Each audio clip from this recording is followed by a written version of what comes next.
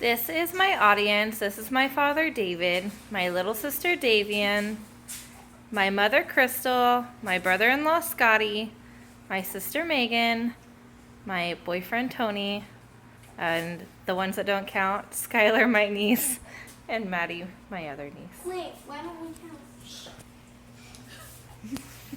I count as much as I do. Trips on public transportation result in 200,000 fewer deaths, injuries, and accidents than similar trips made by car.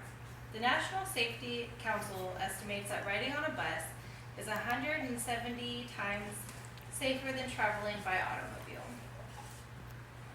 In the entire country, 9,878 people were killed due to driving under the influence of alcohol. And 1,213 of these were in Texas. Today I want to discuss with you the underlying issues of the lack of our transportation infrastructure, particularly public transportation. In order to gather a better understanding of the importance of public transportation, we will first explore the problems associated with unsafe driving. Second, we will discuss the underlying causes before finally and thirdly offering reasonable solutions on the federal, state, and personal levels. Drinking and driving is a huge problem in the United States, especially in our town, Houston. In a recent article that I found on the Houston Chronicle, it said that Harris County has the highest rate of alcohol-related traffic deaths in the county, or in the country, sorry. The American Economic Association agrees the driving under the influence fatality rate is largely due to the lack of access to public transportation. The Houston region has nearly 4 million residents and has a wide urban sprawl with very little access to public transportation. The Houston Metro is active, but only until 9 p.m., and that's only in certain areas of the city. We all know that the crazies don't start coming out until closer to midnight, so that's not really efficient. This is leading the people who are drinking at dinner parties and such, whether it be for pleasure or for business, to drink and drive across many, many miles intoxicated and often in the dark. Some people try to do the responsible thing and they try and order a yellow cab, but these fees are outrageous. If I were to hop into a cab right now and take it from my home in Tomball to the city center in Katy, it would cost me a whopping $79.34. Recently, ride sharing with companies like Lyft and Uber have become popular across the country. And their fees, they're so much lower. If I were able to take an Uber to the same place, it would cost me less than half of that amount. $35.84 to be exact. However, it seems that Houston's leadership wants drunk drivers. And our citizens, they're not doing anything about it. Lyft has already been kicked out of the Houston area after they lost their lawsuit against the yellow cab last year. Some cities in Texas have imposed rules and regulations that are crippling Uber's ability to connect people with safe and reliable transportation. Lucky for us, there is a chance.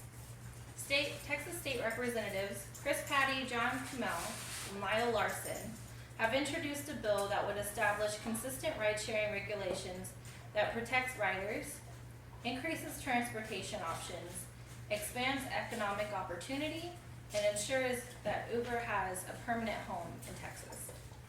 To gain more recognition, Uber currently has a petition en route, begging our citizens for support to let them stay in the Houston area. You can find the petition at petition.uber.org/Texas. Many tourists who visit the United States find it very disappointing whenever they get to the cities that they're touring and they're not able to get around very easily. This is bad for our economy because these tourists will probably not want to come back. In countries like Singapore, Japan, the UK, and the Netherlands, they're all known for their excellent public transportation systems. In every one of those countries, they have a lower alcohol death rate than we do. And I have experienced with some of these train systems, like in Japan and Singapore. Let me tell you, these trains are almost never late. They run about every 5 minutes, and they have train stations every 2 miles. So you wouldn't have to worry about long walks to your destination. And trust me, it is so much easier and stress-free to take a train and not have to argue about who's going to be the designated driver for the night. America seems to be falling further and further behind when it comes to reliable public transportation, such as trains and subways. But why? Could it be the lack of funding? Yes, it could.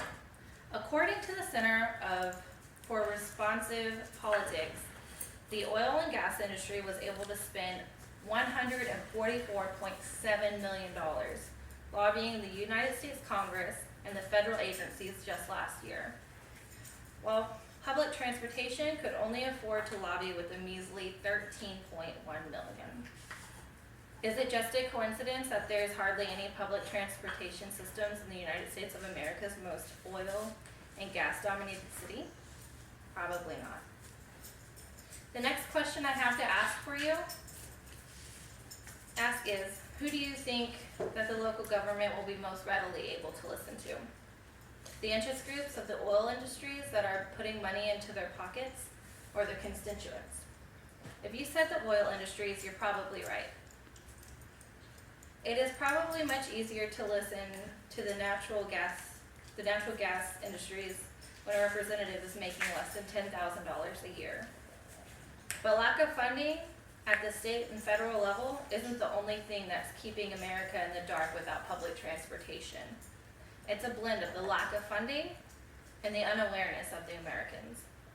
How can Americans think that they want public transportation when the majority of them think of those nasty Greyhound buses whenever the words public transportation are uttered? But is it really that bad? It really isn't. Americans have no idea. Unfortunately for us, most of us have never even traveled abroad.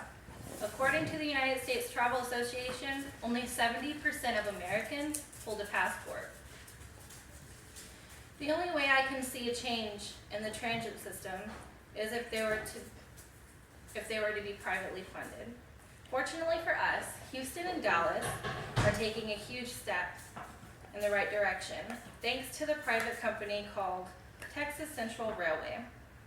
They are currently attempting to create the first bullet train for passengers in the state of Texas. And this will be the second bullet train ever made in the United States.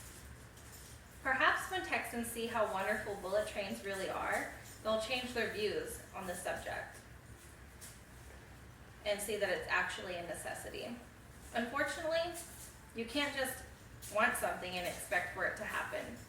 Bills can't just be created and passed simply by wishing and hoping. Houstons, Texans, Americans need to take charge and stand together and let their representatives know that they want a change.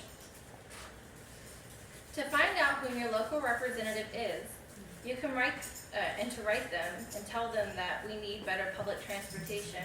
Go to votesmart.org. Put in your address and then take a trip to your local post office and get yourself a passport. Take a vacation for once. It's no secret that Americans let many vacation days go to waste. And lastly, don't drink and drive. An $80 cab is definitely worth paying even if it saves a life.